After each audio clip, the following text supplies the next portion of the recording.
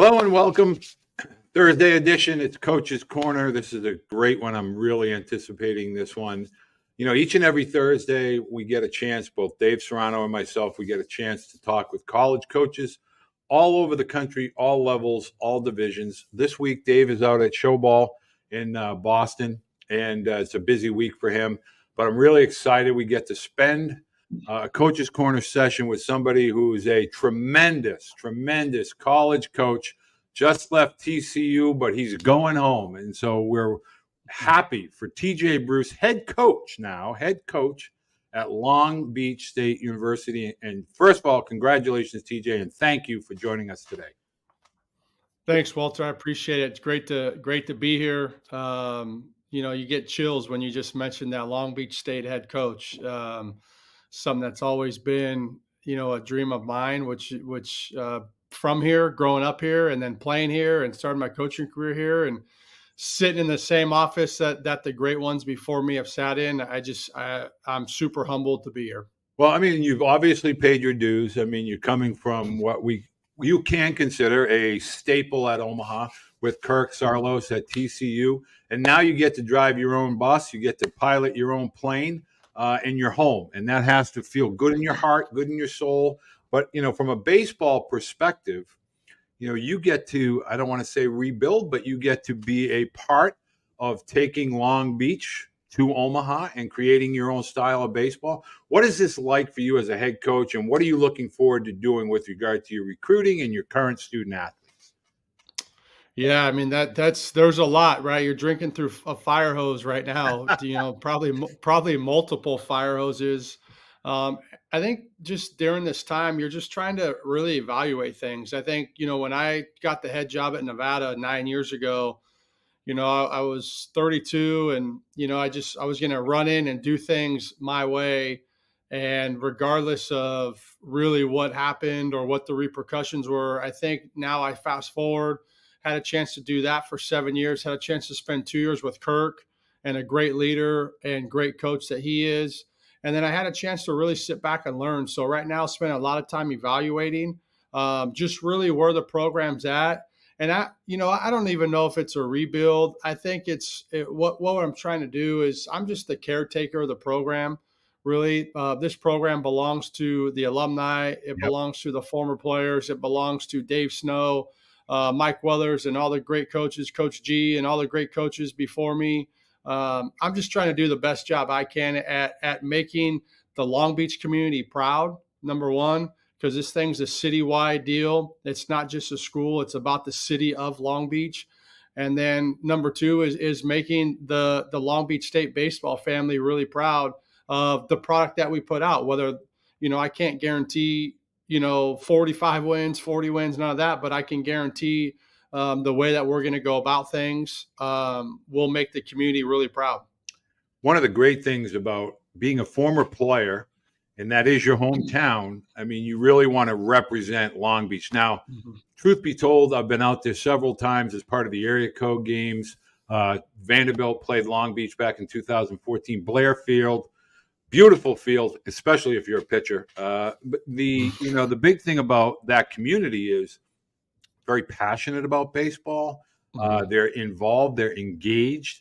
Talk a little bit about the style of play, the things that Long Beach has always been kind of thought. Troy Tulowitzki, Weavers. I mean, you're talking about elite major league talent that's rolling through Long Beach, and obviously now you back at home at the helm. That's something you want to bring back, that excitement at Blair Field. Yeah, and I feel the excitement too, just from the former players. Anybody that's played here, I've heard from a lot of alumni from different eras and different decades, which has been incredible. Had a chance to have some of those former teammates of mine, like Jared and Jason Vargas, were at the press conference, which was really cool to have them back to Blair. Even talking to Evan quite a bit throughout this whole process. But the community is really proud of what I think's to come. And Bobby Smither and our AD has started that excitement here at Long Beach. He's done a tremendous job with this athletic department. He's been here 1 year, or I guess coming up on a year, but I can't thank him enough for his trust in me.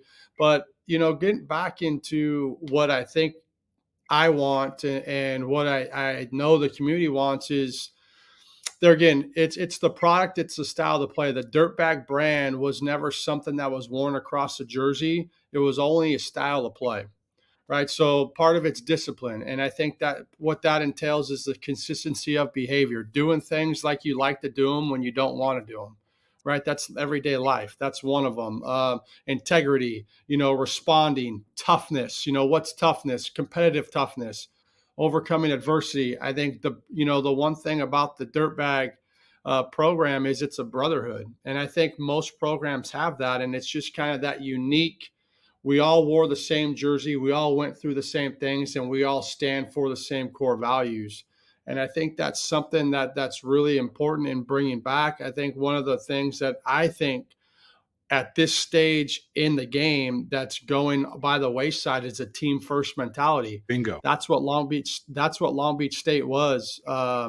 It was taking a lot of different guys and making them under the LB, under that special LB that you're wearing, and creating this team first, do anything at any time, play anybody at anywhere at any time, and create this culture. Because we're in a time right now where it's not really about team first. It's about what can I get from it. You're seeing it in the NIL era, and it's really, and you're seeing it really in my kids. I got a 10-year-old son and an 8-year-old son, and you're seeing it in them. And I'm almost going against the grain, right? Because I am a coach, but I do believe in the old values that we were all raised in. I do think the pendulum's going to swing back at some point, maybe not all the way back, but it's going to swing into that even spot, I hope.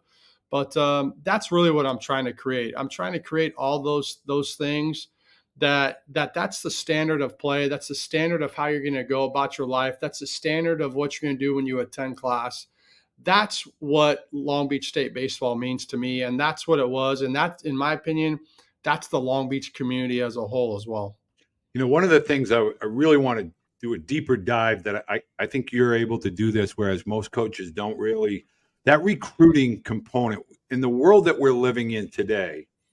I don't think parents understand things like synergy, the video that gets captured and coaches have access to, the ability to evaluate talent. What are we looking for? Can you just kind of I want to widen the lens a little bit for student athletes and families.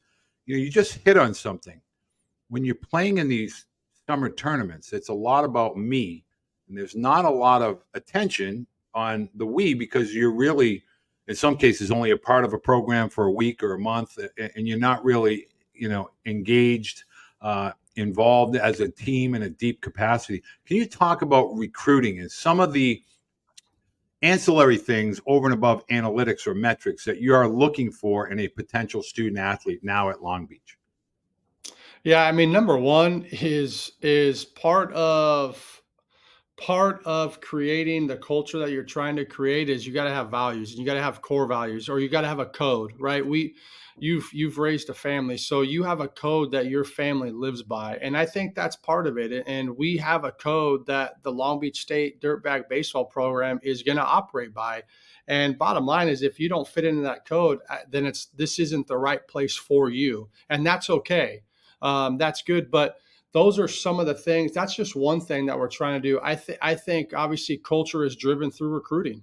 I really do. And I think, like you said, the metrics are great. And the 95, the radar gun is awesome. But I think it's how I learned to recruit, just from a physical standpoint, was from not going out with the radar gun so much. I try as much now not to use the radar gun as much as I like to do it sometimes, but I try not to. And why? Because I'm trying to look for what the game's telling me. I'm trying to look for the delivery, because the delivery tells you quite a bit of things. The arm slot tells you what the pitcher can and can't do, what he'll have trouble with. The hitter will also tell you what the pitcher, if there's deception, if there's swing and miss, if there's the new term ride or whatever to the fastball. Those are different things that I think you can put a number on them, but I also think if you can evaluate from a lens of not using a number, I think you're going to have more concrete things. Now going the other side, right, is reestablishing, I think culture, right? Action is visible. I think that's a big deal. Action's visible, right? So what's it look like? What's it feel like? What's it sounds like? And so from all those things, now you're diving into a team first. Does this guy want to be at Long Beach State? That's a big deal. Does he want to be here? Does he want to? Why does he want to be here? That's another one. Why do you want to be here? What do you know about Long Beach State? Right? What do you know about the history? Not just come in and tell me your stats, because that I can see the stats and I can see the swing and I can see certain things. But are you the first? It's just like with my own son. I was at practice yesterday, at football practice. I was most proud of him yesterday because he was the first one on the field, first one off. Like, those things still hold value, because what I do think that shows is you're being really good at what you can control. And as we know, this game will eat you alive if you are hanging on to the result part of this game. It will eat you alive. And so you need to be able to be really good at what you can control. And your response is the most important thing you can do with life. How you respond to good news, how you respond to bad news, how you respond to success, right? We all know that's not easy as well. But how you choose to do those things, those are things that we're looking for. And I think I can give you on the recruiting side, I call it the 6 C's, what we talk about quite a bit. What we're looking for from a team aspect on recruiting is connection, right? Connection's number one, right? How are you connected to your teammates? How are you connected to your coaches? How are you connected to the game, right? That's number one. That's something that I feel like you can see, right? Number 2 is character, right? What's your character like when you're doing good? What's it like when you're doing bad? We're in this mode now where people run down to first base and they don't touch the bag. Like, I don't get that. I don't understand that. Right. So the other part's consistency. The other part's communication. How well do you communicate with your teammates? How well do you communicate with, if you're a shortstop, are you communicating with the left side? Are you communicating with the second baseman? What I don't love is we all have gone to these wristwatches or these things in your ears, and you're not doing open mouth, closed mouth anymore on every single pitch. You're not paying attention to that stuff anymore. So therefore, what you're seeing, and I see it all the time, is guys aren't at the bag on time. Guys don't know when to be at the bag. Competence is a big deal, right? The ability to be successful and efficient. Right. That is something that is so overlooked, because we just always want the best player. I get it from a physical tool standpoint, but are you competent? Can you retain the information and then apply it? And then the last one, I think here, and this is going to sound crazy, but the last one's courage. And why do I look for the courage thing? Because I think the best players and the best people at their jobs aren't afraid to fail. We all went out on a limb at some way, shape, or form, and we can't be afraid to fail. And that's the one thing that I feel like in this industry right now, in life in general, is we're tiptoeing. We're halfway in, we're halfway out. We're afraid to plant the flag and stand up for what we believe in certain aspects. We're afraid to say, no, this is how I play. This is what I do. And I think the other part of courage is I like people with scars, because it shows you courage. It shows you've been through some things. So everybody's scars look a little different. So that's what we're trying to look for. To be honest, we call them the 6 C's, and that's something that we evaluate every single day. Well, this is part of the reason why I was really excited to have you on, because one, your passion and your energy they're absolutely an 8. I mean, they are always on point. And I think it really serves parents, families, student athletes well to hear the realities of this whole entire process. I think we get so caught up in name, image, and likeness and transfer portal and all of these, but we don't listen to what the coaches are actually saying. And it's really different than the showcase narrative or the travel, not to throw shade on anybody, but it's different than what the narrative is during the summer for some. I want to let parents know that, TJ Bruce, brand new hire at Long Beach State, and part of the baseball blue book is all of your updated information, all of the new coaching changes, all of the new coaching staff changes are all available in the blue book. So you want to download the blue book. It is free, and it gives you all the information that you need as a family for Long Beach State and Coach TJ Bruce. TJ, I really want to dive now a little bit more into the portal, but I don't want to talk about it from a recruiting purpose. I want to ask, are coaches now, after a few years of this, kind of saying, hey, I don't want to be re-recruiting my athletes year after year. I'm going to really focus on my team. I'm going to, ride with the horses that are riding with me, and I'm going to develop those guys. And if somebody decides they want to exit, that's fine. But are the days of re-recruiting athletes slowly, fading away? Are we really starting to focus on building that culture, that team, as opposed to trying to keep guys happy year in and year out?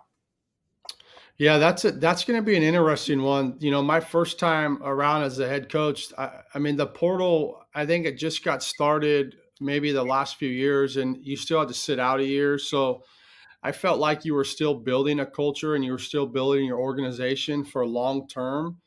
I think there's a way to do that. But Jay Johnson said it best. He said it's about building teams, and that's where the portal's gone. Now, with that being said, I think what it's going to do personally is it's going to challenge the old school type mentality to focus from the coach now just being a more of a dictator to focusing now on the relationships and the connection with the player now, because I still think you can still have the connection with the player and you can still communicate, and they may want to go on to greener pastures. And that is what it is. I don't think you're ever going to hide that, but I think now it's more going to challenge us, which in everyday life, right? You want to talk about a growth area for, let's just say myself, that's a growth area for all of us, is to stay connected. And you want to talk about being in the moment and being available physically and mentally from a coach's perspective, and vice versa from a player's perspective. I think it's more heightened now than it ever has been, because I think actually the other way of the portal when you were building teams is, you may have checked out because you knew you had Tulo in front of you, or you knew you had Weaver in front of you. You'll just get yours tomorrow. Well, now I actually think the player now needs to work on being more available physically and mentally and trying to learn that skill as fast as he can, because he's not only trying to get the job now, but he potentially, and this sounds terrible, but trying to showcase what he can do and showcase his aptitude for long term. Now, I don't love that, but I think it's just how you're going to spin it. I think, I use this term hope dealer versus a hope stealer. I think the part is we have to be very, very aware of the times, and we have to be growth minded. And so the fact of the matter is, I know that's on the forefront of this thing, and we need to embrace it as best as we can. And our job is to teach the game every single day in and day out, teach life through the game. And at the end of the day, it is what it is. But knowing that we did that and we've built that communication, we built that connection, let the pieces fall where they fall after that. Absolutely. Some of those, I'm going to be stealing some of that. Hope dealer versus hope stealer. I'm using that. I'll make sure I put your name on it. Talk to me about the high school athlete. Everybody's is anybody recruiting high school athletes? The parents are all up in arms. The high school athlete seems to be getting forgotten.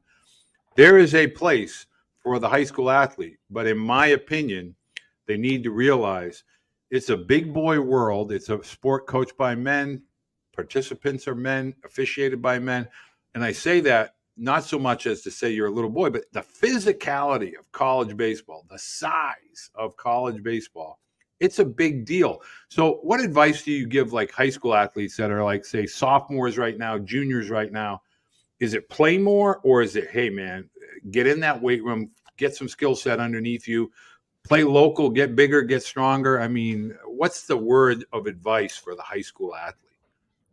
I mean, number one, I just stay the course, to be honest. I think we're in a social media time, and I'm dealing with it because I got a 15-year-old daughter here pretty soon, and she's going into high school, and I got an 8th grade daughter too. And I think we're just in a time where we're playing the comparison game. Amen. And that's never going to get anybody anywhere. We all mature at different times of our life. I'm not the same husband I was on year 1 as I am in year 18. So why I bring that up is because, a lot of the stuff in the sports industry is our families are different, right? Because we're not together all the time. I haven't seen my wife and kids in 4 weeks as of right now.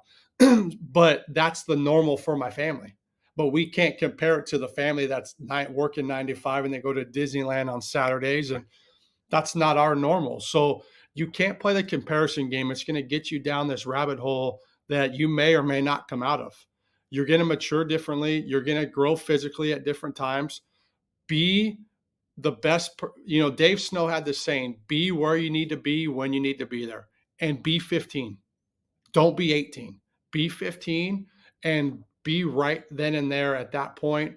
On the recruiting side, I think there is a place for the high school athlete. I really do. I think what is happening is every team's trying to get older, right? They're trying to the portal has allowed them to get older really quickly. And there again, it's a sign of the times. There's no patience anymore. There's no working for things anymore. There's, it's principle versus preference, right? The preference now is I want to get old and win tomorrow, right? The principle of what we started was to develop men and women in our industry and to have them grow and have them go through these challenging times. And we're not in that right now. So I do think from a high school athlete standpoint, you have to be able to be really, really secure in what you're doing and trust what you're doing. I do think there's value in playing. Hitters hit, right? The only way you're going to hit is you hit often, right? So I think you can't replicate the game reps. The pitching part's a little different, right? You're logging your innings through the year, right? One thing I think pitchers make a mistake of is they log innings for the fall and the spring and the summer separately. You're logging them for the 12-month year. It's nothing more than that, nothing less than that, right? So log them through. You may have thrown 80 in the spring, but what'd you throw in the fall, right? So those are all different things. And how was it high intensity? Was it low intensity situations? But if you want to build programs, I still think there's a place for the program that's building this thing long term. I do believe there again, it goes back into the core values of who you are. I think you can still go build a program and be a super successful program and do what you need to do. It's all a matter of where you stand, what you stand on, and what principles you have, right? Is it principle or preference, right? We would all love to go to Omaha tomorrow. There's no doubt about it. But I know, as you know, this thing takes time to build. And to do it, you're building for longevity, not for a quick fix. That's why motivation. I hate the word motivation. Motivation's a sugar high. It's an external unit. Amen. It's an external factor, right? Let's remove the external factor out of this thing and let's build for longevity. And that's I know I kind of answered it, but I didn't really answer it. But that's just a little bit of how I feel and what I'm looking for and how I think we want to build this program. Man, if I'm a parent right now and I've been in that seat and I have a student athlete looking for a college, I'm hard pressed to find somebody with more energy and more enthusiasm than TJ. And it's exciting because I grew up watching Long Beach baseball, and I really enjoy being out in that particular part of the country. So I have to ask this question, last question, from a recruiting perspective. How big of a net do you cast? Do you stay in that Southern California or West Coast, Arizona, up to maybe Oregon or Washington, or do you kind of expand into the Midwest or Southeast or even East Coast? I mean, who wouldn't want to be on the East Coast and surfing in Long Beach and Huntington Beach? I mean, where are you going to be, recruiting? Anywhere and everywhere, or just specific areas of the country? I think you always got to have your niche, right? You always got to have you got to take care of home base. That's always the thing. But I also think there's an interesting part in how you build your team, right? So one is talent, right? I think the bottom line is along with what we're looking for off the field, what are we looking for on the field? Well, you got to have the talent, right? So the talent, the good part is that I've been in 3 different states. So the net has casted far and wide a little bit more than it was 10, 12 years ago. So now the tentacles can get out into the Midwest now. It can get out into the Northeast, right? it can get into a lot of different places. So the talent, will take anybody's talent, right? And we're at an affordable institution with a really good degree, and a really good baseball program, and you get the chance to live by the beach, right? You're geographically, you can get to a lot of different places within a few hours. So we want to take care of home, but we're willing to go wherever we need to go. Now, are we going to spend half the summer in the Northeast or the Midwest? Probably not. But with the connections that we do have, we go in here and go in there. Number two is character, right? Values and morals. That's what we're always looking for. And those things travel far and wide, right? We got a kid from out of the country, or you got this kid from this part, values and morals, right? The fit. Do they mesh with your style, and do they mesh with the current team and the organizational values? Too many times we're chasing number one only, and that's talent.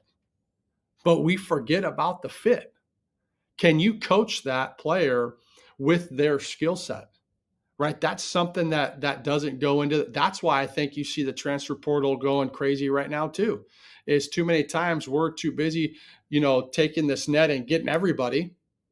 We're not being selective how I was taught, right? Is you go get what you think you can help, or where you think this kid can develop.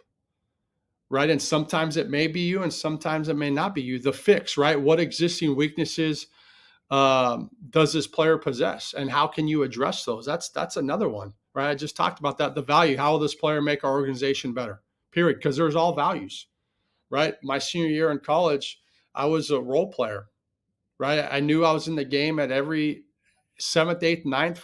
If I didn't start that day, I was in the game at some way, shape, or form later in the game, because I can defend, and I knew that, and I didn't forget my strength. As much as I want to bang and be there every day and hit every day, I didn't do that. So what was my strength? My strength was the defensive side of the ball. So I knew I had a chance to play every single day, right? Risk, right? Will the player fully understand their role? Not accept it. I don't want that, but I want you to understand it like that. Like, am I a defensive guy? Am I a pinch runner? Am I a left-handed hitter off the bench? Am I a situational pitcher? Am I a high leverage guy? And I think the last one is trust. In terms of building teams, is trust. Will they be reliable and dependable at all times? Right. So you got so many different facets that you're trying to hit. But we're looking. That's where we're looking for. And if it has to be in South Dakota, if it has to be in New York, then we're going to go find that person. There's a lot of good players in the country. And going back to your previous question, the high school player, there is a lot of really good schools in the country. Too many times we're looking for the shiny toy, and the shiny toy may not be the best fit for us. So go where you can be coached. Go where how your parents have raised you. You need to go to the school that will uphold your parents' values and morals. So when you get sent back to them, you are the same or better than when you left them. It's co-parenting at its best. And that's how I look for it. Well, if you're a parent or a student athlete and you're listening to Coach Bruce, and you have to know that this is a program. I don't care where in the country you're from. We have 303 Division I college baseball programs, and wherever you can go, play and participate, be coached, and have a great experience as a college student athlete, then that's what you need to do. So whether it's Long Beach, California, or Boston, Massachusetts, college is a 4-year experience, and baseball is a big part of that, but it's not the only part of that. So TJ, I can't thank you enough. I'm really genuinely excited for your opportunity to go home, to be home. I'm sad that your wife and your children are 4 weeks. That's a long time, Captain. I hope you get to get that thing mended quickly, and maybe they'll all be under one roof soon. But anything that we can ever do in any capacity, please let us know. Parents, I'm going to have all of the Long Beach State University information, the email addresses, the camps, anything that is baseball related to Long Beach State and TJ Bruce, I will have in the description of the podcast as well as the YouTube broadcast. TJ, thank you very, very much for your time.